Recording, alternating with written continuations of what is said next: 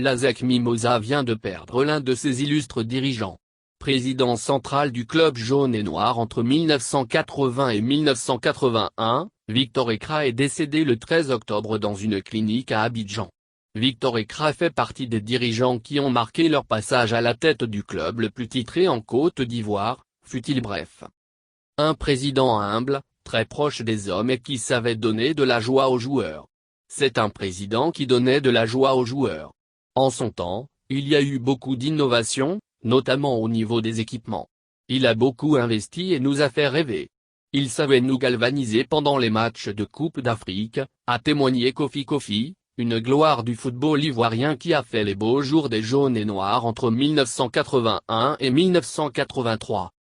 Amoureux du football en particularité, il s'est également fait, par son humilité et son humanisme, beaucoup d'amis dans le milieu du sport, notamment auprès des journalistes. Il avait de très bonnes relations avec Daniel Compoiré qui lui rendait souvent visite. C'est d'ailleurs par lui que je l'ai connu, raconte Emmanuel Kofi, journaliste RFI.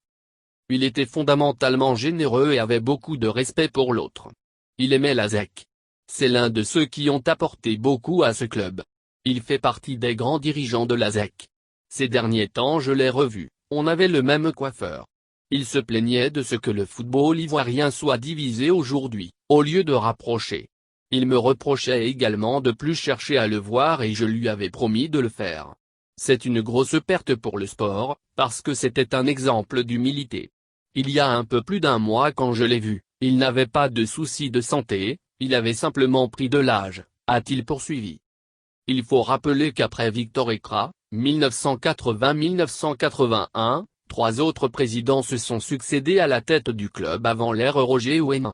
Il s'agit de Claude Ando, 1980 à 1983, Touré Mamadou, 1983-1987, et Awa Kanga, 1987-1989.